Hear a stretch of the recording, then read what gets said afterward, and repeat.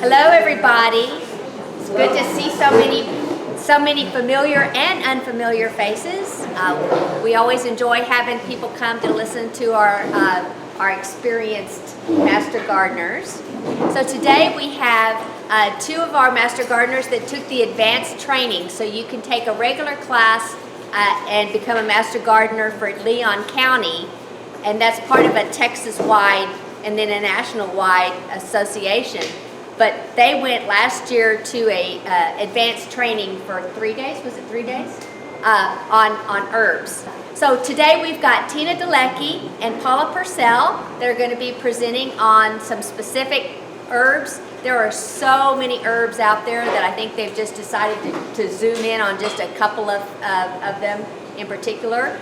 This is just supposed to whet your appetite on herbs and understanding that there's a vast world out there in the way of herbs. Not only are they pretty, not only do they smell good, but they also are very good for you. So I think Tina is going first. Is that correct, Tina? All right. We were trying to figure out how and what to put into this, because even in our 3-day that we had this extensive amount of information, we were like in overload, total overload. And because herbs have been around for a long time. And so I thought I'd do a little bit on the history, but first we have a disclaimer, if I'm doing this correctly. Did I do it wrong already? Okay. In the major herb class, because, well, especially since Paula and I are both nurses, we have to do this disclaimer. So the disclaimer is, this information is to educate the consumer of widely accepted uses on common herbs. It is not intended to diagnose, treat, cure, prevent, or any disease or condition. If you have or think you have a condition that requires medical attention, a healthcare professional should be consulted. This information is not intended to medically prescribe or promote the use of herbs for health conditions and is in no way intended as substitute for medical consultation. So there we go. We were asking about the definition of herbs, and everybody came up with different ones. So these were just kind of in a nutshell. Basically, any plant with therapeutic properties, which is a lot of plants. Any plants with leaves, roots, flowers, or seeds used for flavoring food, medicine, or perfume. The Herb Society just came up with, they're simply useful plants. The history, I wanted to go through the history because I just found it amazing when in our notebook they were talking about how long ago not just herbs have been growing, but people have actually used those herbs. And I've got here, this is 3200 BC to 500 AD. And they were used for foods and medicines, cosmetics, perfumes, dyes. If you look at some of the European or the old Egyptian gowns and stuff, a lot of the clothing, everything was used, was dyed by herbs. They were passed down orally, but in what was it, 37, there was an emperor, and I couldn't get his name, but he's a Chinese emperor that actually had a bunch of herbs studied, and then he wrote like a book on it, and that was used for a long time in medicine and foods. So that was pretty cool. Also, there were tablets from India, and also the Romans had written information. Hippocrates, I know everybody knows who that is. He's a Greek physician. He was called the father of medicine. He wrote a book, and it's called De Materia Medica, which is just medical material. And it was used for the next 1500 years, kind of as a Bible for how to use the herbs. So he tested them and used them for different diseases. And before a lot of medical practices, that's what was used. In 500 to 1800 AD, monasteries and convents, they actually grew gardens, and they used a lot of Hippocrates recipes and stuff, and they actually became sources where people would go to get healed, cured, their medicine, because we didn't have a pharmacy down the street.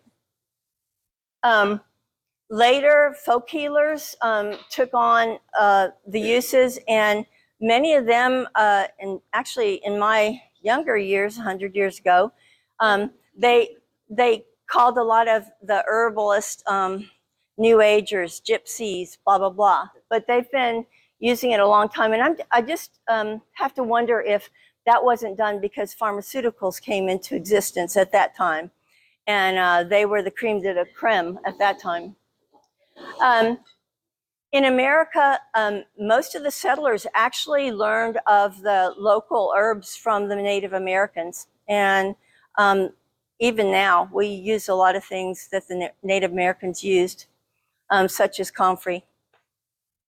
Now it's 90% of the medicines that pharmaceuticals use that were called crazies are now actually herbal in origin. This is the Herb Society of America. And for all you women out there, there were 7 women that got together in 1933. Well, my mom was born in 31, so that would have been her age. They got together and they were very interested in herbs. And they got with, one of the women had a personal connection with one of the physicians out of Harvard. He allowed them to go to the Arboretum. They learned a lot of the recipes. He helped them with their lab and stuff like that. And they decided to form a society with intent and purpose was to study and research herbs. And August 23rd, 1933, in Massachusetts, I'm not going to even try to say that name, the society was formed. Now there are branches all over the United States and the world, and there actually are 6 branches of the Herb Society in Texas. Paula and I went to the one in McKinney. And they actually, it was a group of master gardeners that put on the whole thing, and they did a phenomenal job. The food was good too. This is just a thing on ailments, and I've got different slides 2 ways. This is just where people were looking at things that they had like headaches, for instance, and then underneath are different herbs. It doesn't show how they're concocted or how they're processed, whether they're dried or in oil or whatever, but it does kind of give you an idea of them. And like I said, we got to scratch the surface here. If we went into every one of those and how they were presented, it would be kind of hard. And most of y'all know a whole lot anyway on that. I chose oregano simply because when I walked out my back patio, I have a big pot like this, and it survived the winter. It was a little slow in the winter, but it was a trooper. It is an essential herb, and it's called the pizza herb. And that was interesting because I helped with a class with the junior master gardeners, and we had sacks with different herbs from mint to parsley to whatever. And they weren't able to look at it, but they could smell it. And I would say 90% of the class said that smells like pizza. Oh, wow. They didn't think of anything like healthy, like this parsley tastes like a great salad. No, there was no healthy anything. It was pizza. And the mints, they said mint ice cream. So it attracts hummingbirds. Right now, mine are just leafed on the table. This is oregano. I just cut it off mine today. So I just kind of put different herbs in this little thing, from parsley to cilantro to mint, etc. The mint's not very happy. We use the leaves and the flowers of the oregano. It's growing, it's done in partial sun. It really doesn't like, especially really great soils. It doesn't want wet feet. It does not like too much water. It's grown in full sun mostly. You want to divide the plants in the spring and autumn. So now if you have several growing in there, that would be a good time to move them around. The rooting, the cutting should be done in spring or early summer. And it says 12 to 18 inches apart. I've got a pot this big with a lot of them in there. I figured it's crowding out the weeds. You harvest the young leaves anytime, otherwise they're most potent in May or June. So I'm kind of holding off getting mine dried. So when we're doing a presentation, I use calendula because I had it and I didn't have enough oregano. Oregano contains carbidol and thymol, which those are the medicinal properties of the herb. And the best variety is oregano, and it's or Greek oregano. This is their different uses. It's used in sauces, as everyone knows. I'm sure you use it all the time. It's also anti-inflammatory, which is a big deal because so many diseases are inflammation based. Bath soap. One day I will have enough time to soak in the bathtub, and I will let you know how good that was. Antimicrobial infused or oral. Some people will put it in oil and actually use when they're really sick or when they might need antibiotic and don't want one. They would take it orally by dropperful every day. It's good for fungal or candida. It's caused by an overgrowth of fungus. There's actually in the very end, there's an index and it's got some of the studies and resources. It's good for parasites, sinus infection, muscle and joint pain. I actually have it in some oil and I rub it on the elbows.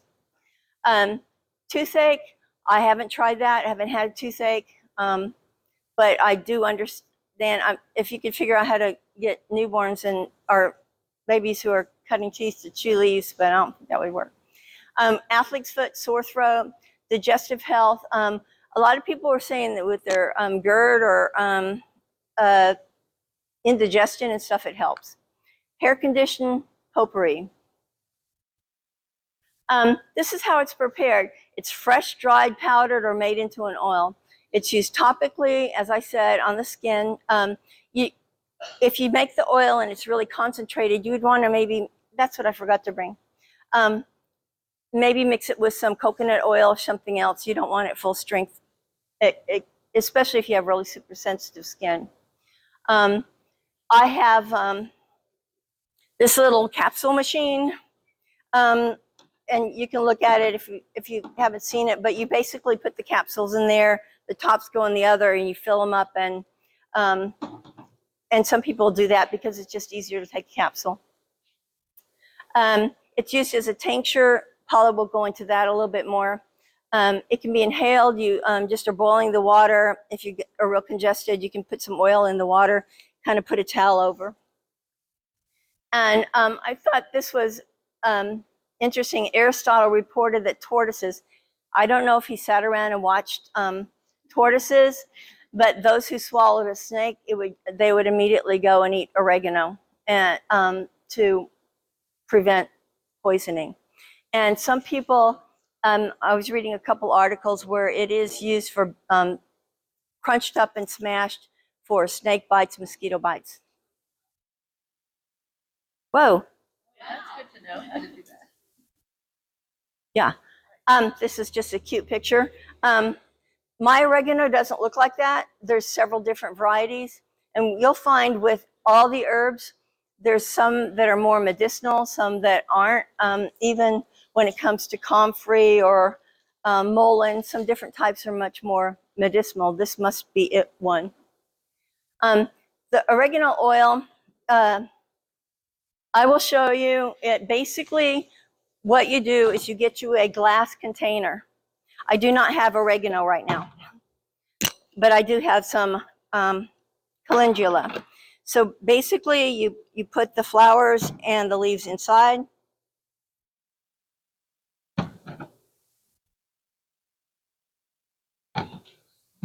Not hard. You want to make sure if you're doing an oil base that your herbs are very dry. If they have any moisture on them at all, it can really corrupt it. So I'm going to fill this not super smashed down, but some.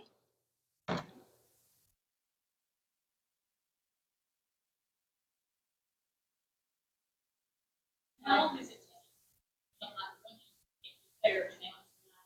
How long does it take? I usually, Dry, to dry. I have a dehydrator. On the, yeah, she will go, yeah, she'll go over that, but it's, you don't want, you can use it in the oven, but because your oven usually only goes down to 170, that typically is a little hot for this and can kill some of the medicinal properties of it. So I put just the light on in my oven. Just the light on in my oven and put it on a baking sheet. Lights out really well. we have a wood stove. I put it on a cookie sheet near my wood stove this winter. So, okay, so it's here, and you want a glass bottle. You don't want a plastic because it can leach through. So always have glass. And then you want to take extra. Okay, this is my recipe. Everyone's might have a different recipe or a different way of doing it. This way, this is the Tina Dalecki method.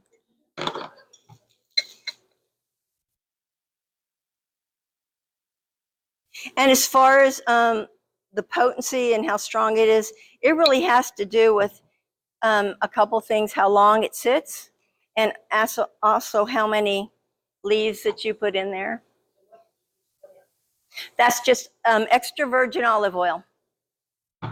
Okay, so what I'm not going to do here is, what I do is I get a pan of water and I'll put it up to about the neck of the jar, and I boil the water first, and then I take it off the burner, and then I put my oil in it for 15 minutes. And then I'll put it in the pantry or somewhere. With the calendula, actually, you can put it on your windowsill. Anywhere light is fine. It's not real sensitive to that. So this just would need the cooking process, not really cooking, but just basically put it in some hot water for 15 minutes, and then it's ready to go in a couple months.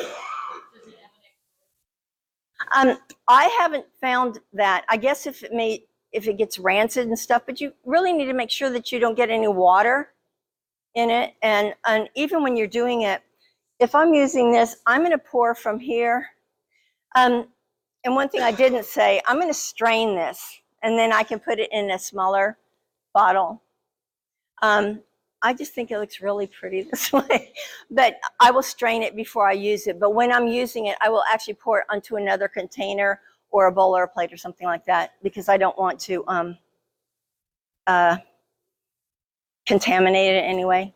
Just maybe it's a sterile technique, nurse stuff, but that's what I would do. Okay, so just remember, boil water, put this in up to the neck, 15 minutes, and then take it out, and then couple months it's ready to go. And I'm not cleaning up my mess right now. On your herbs, if you can, when you dry them, I use cheesecloth. There's all kinds of really cool things that you can buy, lids that let the air in. I'm just cheap. I bought several yards of cheesecloth, and I just cut it and put the lid on. That way it stays pretty dry. If I were to use a capsule, I would probably put this in the blender and make it really fine, like I did. This was mullein that was dried, and it's like a powder now. I would probably do it that way. And here. Side effects of oregano. We went from calendula to oregano. It's strong and shouldn't be used full strength. A physician should be consulted by anyone with anticoagulants or diabetic, because it actually can lower blood sugars, which is actually a super good thing. But if you're taking a certain amount of insulin, you would want to know that. Rare allergic reactions can occur: itching, rash, swelling. A lot of people, one particular person in this room has got a lot of weird allergies. So I would try it on a small spot. Most people, it's not going to bother. Pregnant and nursing moms, you always have to be cautious with anything. I just did this. This is actually a really super good vinaigrette. So if you want it, first of all, he will be making YouTube of this. And if anyone wants any of the recipes that we have, you can let us know after class and give us your email and we'll send it to you. Basically, it's just a very light tasting vinaigrette. And I like it better than just Italian dressing, my own personal preference. Okay, preparing most herbs. This is what you have on your table, so I won't go into it much. But this would be the way to do the preparation for pretty much any. You could use this for rosemary or any kind of your herbs. So it's just a basic thing. And like I said, it's not the only recipe in the world. It's just like my grandma has ranger cookies and 15 other grandmas have ranger cookies. They're all a little bit different. My grandmother's is the best, but everyone has their own little recipe. And there are the references.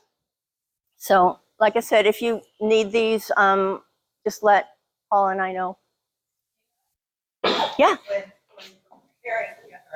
When drying them, you use just the leaves, or you have to use some of the flowers or stems? Well, on this, it's the flowers and stems. Not the stems, the leaves and the flowers. The leaves and the flowers? Yeah.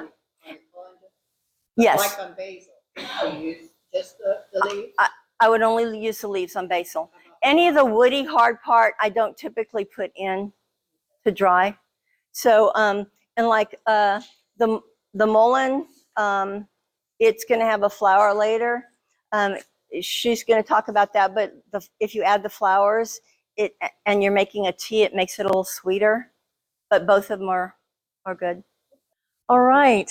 Well, like Teresa said, I'm Paula, and Tina and I had that wonderful class to go to. If anybody has opportunity to go, they do select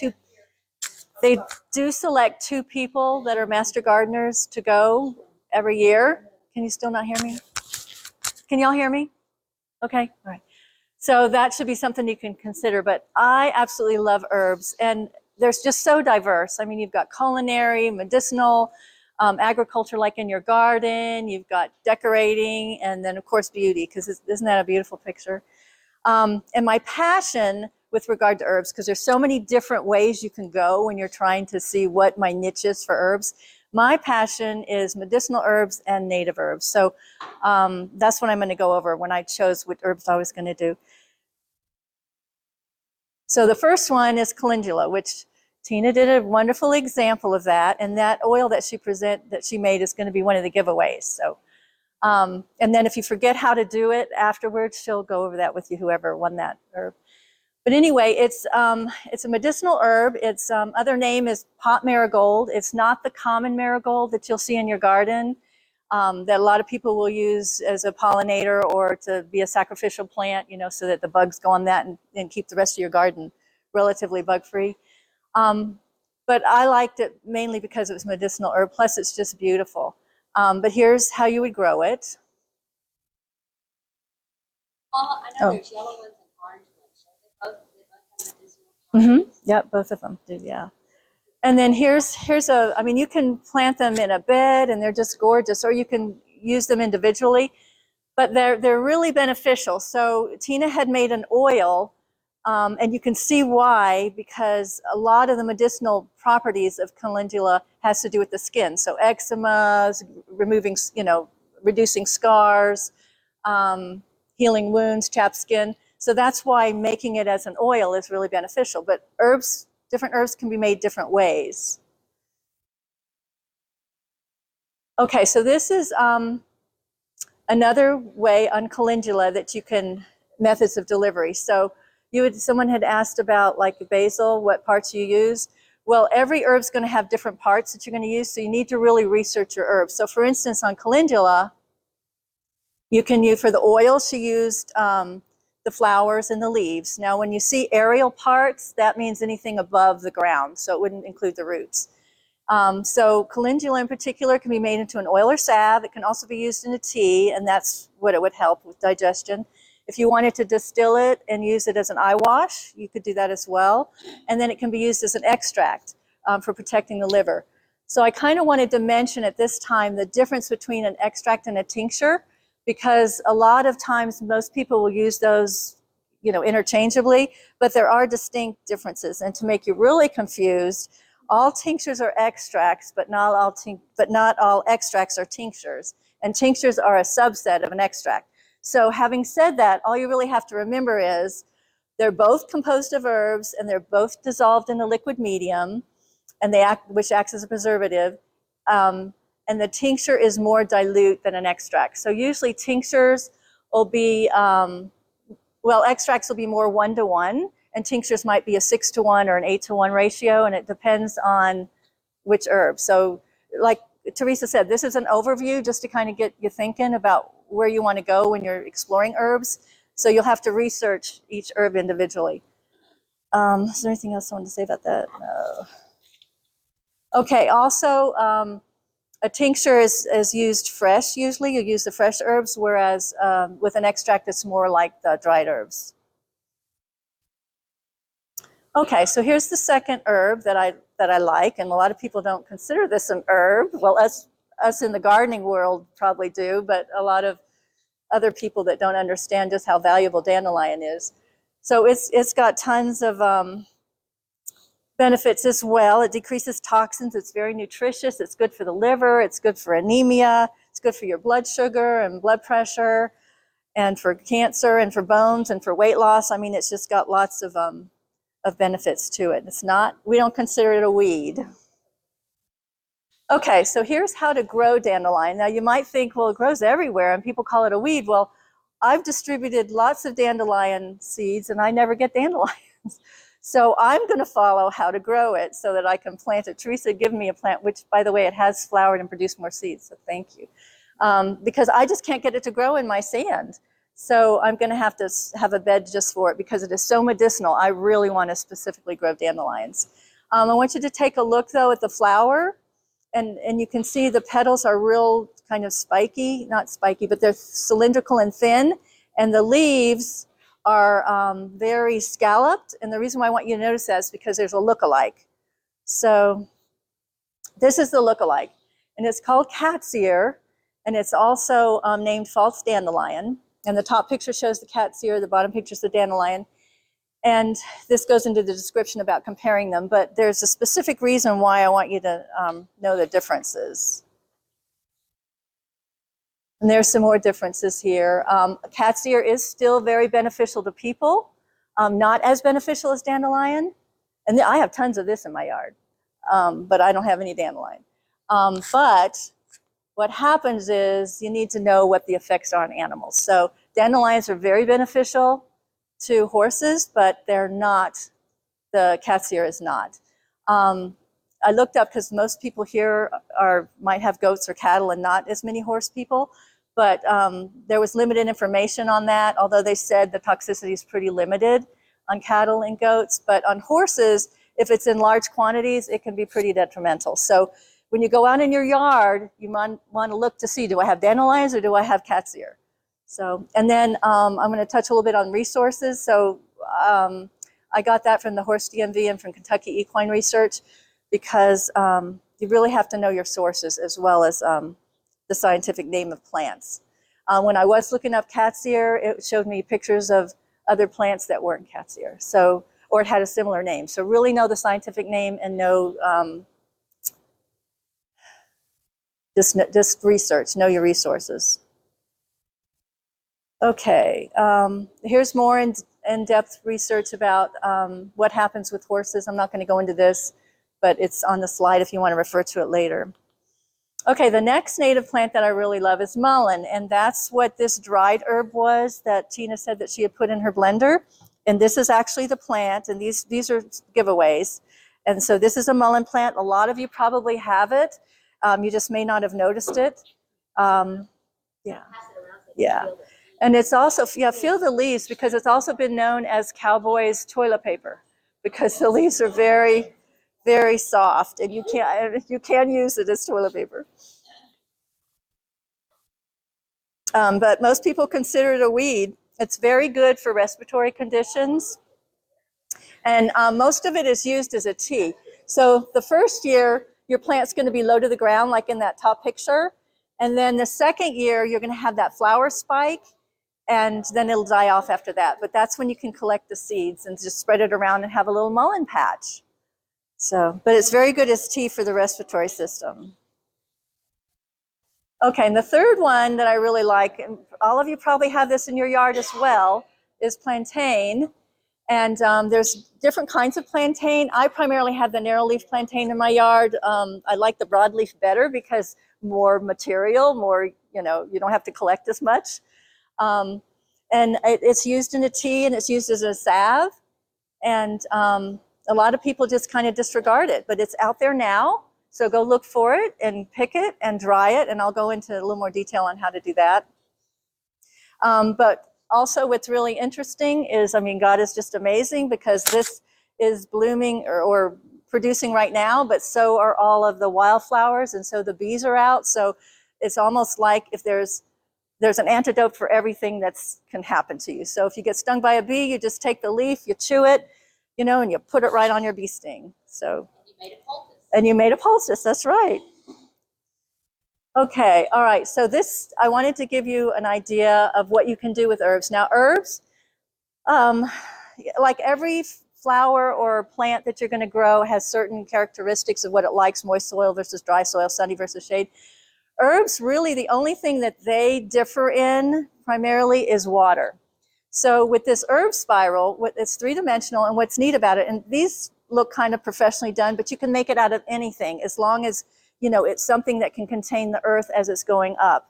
And the idea is at the top, at the very top, that would be the dry area. And then as you came down on the sides, it would be the normal area. And then at the bottom, in that little circular area, you could have a pond, or you could just have, you know, just an area where it's more moist soil would keep. So, for instance, and you can run a pipe up the center and have it irrigate from the top, or not, just have it irrigate nature. So the top you would plant like rosemary or dill or oregano in time because they all like it real dry. They're at the top where it's real sunny, it's going to dry out. Then as water flows from rain or your system, your irrigation system, the other plants that are down the side would be more plants that you grow in North America that like just general, you know, just general soil dryness. And then towards the end would be the more water-loving plants. So if you did have a pond, you could put horsetail in there. You could put other plants that like it more moist, you know, the mint and those kind of things. So that's kind of what I think is neat. I'm just trying to stimulate your appetite for all the things you can do. So I haven't done this yet, but it's in my plans. So, okay, so now we're going to get into, let me make sure I talked about all that stuff I wanted. Yeah. Okay, so harvesting.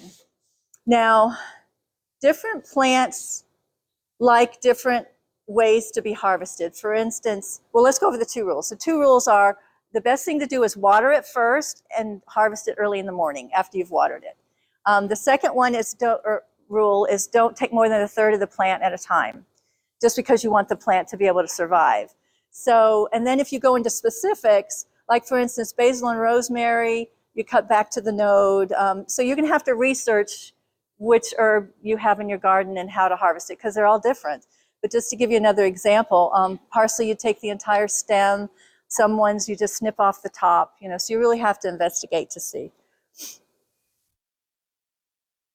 Okay, storing methods. All right, there's lots of ways to store. So probably the easiest would be after it's washed and dried, is refrigerate it in a mason jar. It's not going to keep as long, but it, you know, if you're going to be using it for that week, it's just a great way to store.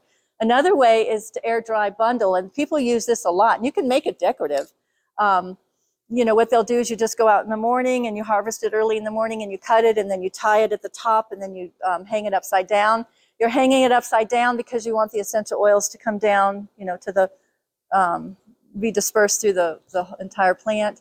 And then you would store the dried herb after you chopped it up in mason jars. Now this little thing in the middle, what's that called? Just an herb drying thing. They work really well because you can put different herbs on different levels and just hang it somewhere either inside or in a place that's, you know, gets circulation but not the direct sun.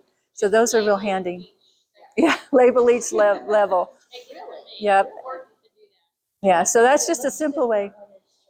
Yeah, that's just a simple way to store it. And I think I've got some in there that's probably 2 years old, but okay, the dehydrator method. So Donna was asking about that. The dehydrator methods, on some dehydrators, you can set the temperature. You don't want it any more hot than 115 degrees because that's going to destroy some of the medicinal properties. So it tells you how to do it. Okay, 6 to 8 hours or until dry. So again, then again, depends on the herbs. Some herbs are more, have more water in their leaves than others. So each herb is individual. Best for mint, rosemary, lavender, thyme, sage, oregano, etc. So, and then you could store it in a jar. Okay, freezing herbs. So I thought this was interesting. I'd always freezed herbs just in water, but you can also use an ice tray and store it in oil or even in butter, depending on what your use for it is after it's done being frozen. And then you would just, what you do is put the dry herbs in, and they're already dry. You're going to put them on a cookie sheet, stick them in your freezer, and then when they're frozen, you can just stick them in a Ziploc bag. So either that or the ice cube trays. Okay, herb butter. That's really a neat thing to do. Because you're going to, as you start doing this, you're going to end up with a lot of herbs and that you're harvesting, and especially because a lot of them are annual. I mean, they may reseed and come back, but you're going to want to harvest as much as you can. So here's another way you can do it. It's herb butter. And then vinegars. Anybody done that? Herb infused vinegar? So I have not, but it looks pretty fun. And you can make it look as pretty as you want and store it on your counter. And then the herb oil, and that's what Tina did when she did the calendula. So she made an oil out of it. Okay, dehydrating in the oven. I really like Teresa's idea of just turning the oven off and just using the oven light. So you still you have to prop the door open to keep the light on? Oh, just push the light button. Okay, you see I don't cook, so I don't know how to do the oven. Okay, so yeah, that's a great idea because this would not be my, down here, do the higher temperature. I would use that method as a last resort, but with the light, that's perfect. So when I do the basil in it, it Mhm. actually keeps it nice green color too. Oh, good. Okay, good to know. Okay, different extracts. Oh, I don't think I mentioned on extracts and tinctures. Okay, you would use an extract. It was on the slide. But you would use an extract if you had something acute, because remember it's stronger, right? It's 1-to-1 ratio. So if you had something acute that you needed to tend to, that's when you'd make it an extract and make it stronger. If you were going to make the tincture, that's something if you're healthy and you just want to take something preventatively or just, occasionally, then you would make the tincture because it's not as strong. Remember that was the 6-to-1 or the 8-to-1 ratio? Okay, so here's an extract. And like, in vanilla extract, how you see some of the vanilla bits on the bottom. So the extracts are also going to have more debris in there because they were stronger, like a vanilla would. So here's a recipe for a mint extract. So, okay. So the Austin Herb Society, they have an herb day the first Saturday in May from 10 a.m. to 4, and it's supposed to be wonderful. So that might be something you want to put on your calendar. It's over near Austin. Has anybody been there at all? There's supposed to be all kinds of different gardens there that you can tour. Yeah, I'll have that on the next slide because it was very interesting at the different gardens. And here they are, the gardens to see. I mean, look at all those. The sacred seeds, the antioxidant garden, it's all divided, into different categories. So, and then that's a book written by somebody that's in the American Botanical Council. It's another organization.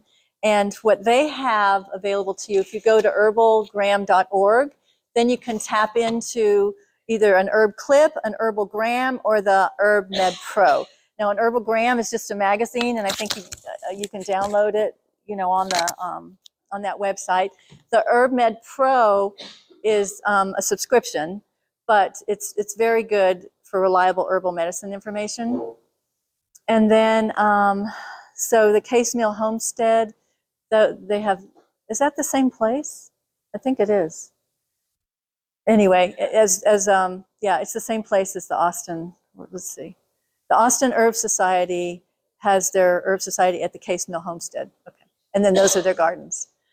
Okay, key points. So we always want to research by the scientific name to make sure you get the plant that you're looking for. And then know your research source. I just mentioned about the Herb Med Pro. since if you're looking for it medicinally, you want to go to a source that you trust. And obviously there's a lot of research on HerbMed Pro by subscription.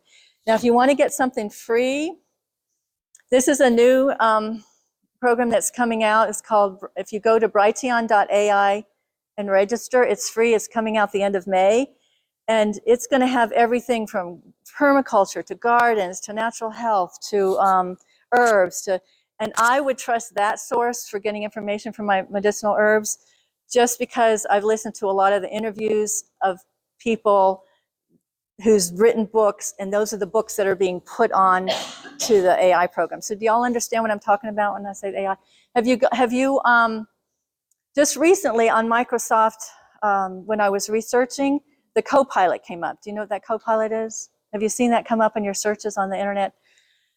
It's an AI system by Microsoft or Google, I'm not sure who. And so you can type in a question on that Copilot and it will give you an answer, but you don't know who the resources are.